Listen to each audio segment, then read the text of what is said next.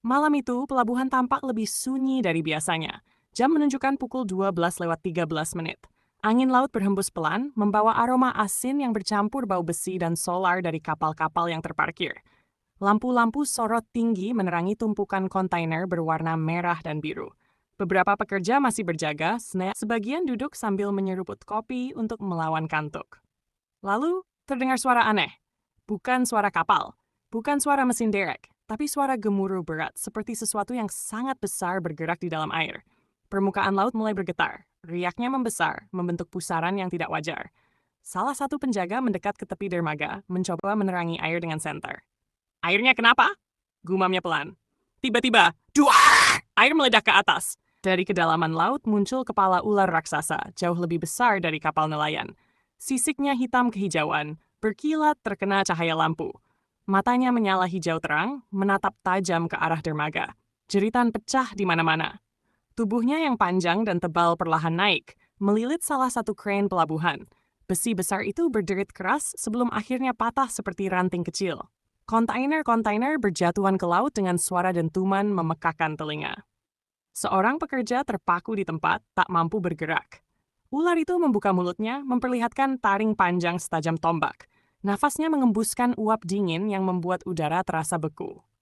Makhluk itu mengaum, suara yang bukan sekadar suara hewan, melainkan seperti gema dari dasar samudra purba. Beberapa orang berlari ke arah gudang. Ada yang terjatuh, ada yang saling menarik tangan temannya. Air laut terus menghantam dermaga karena kibasan ekor raksasa itu. Salah satu kapal kecil terbalik. Lampu-lampu pelabuhan mulai padam satu persatu, seolah listrik tak kuat menahan energi aneh yang muncul malam itu. Kini hanya cahaya bulan pucat dan kilatan lampu darurat yang menerangi kekacauan. Konon, menurut cerita lama warga sekitar, pelabuhan itu berdiri di atas wilayah yang dulu dianggap keramat. Tempat itu diyakini sebagai jalur makhluk laut gaib, penjaga perairan yang tidak suka wilayahnya diganggu. Dan malam itu, mungkin mereka benar. Ular raksasa itu melata di antara kontainer, menghancurkan apapun yang menghalanginya.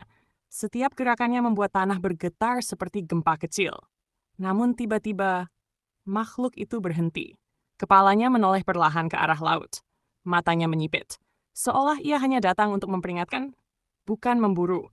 Setelah beberapa detik yang terasa seperti selamanya, tubuh raksasa itu mulai mundur. Perlahan-lahan ia kembali ke air. Ombak besar mengiringi kepergiannya.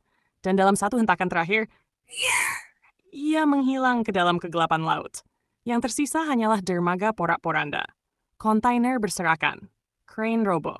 Pekerja gemetar dalam diam. Tak ada bangkai. Tak ada jejak selain kehancuran.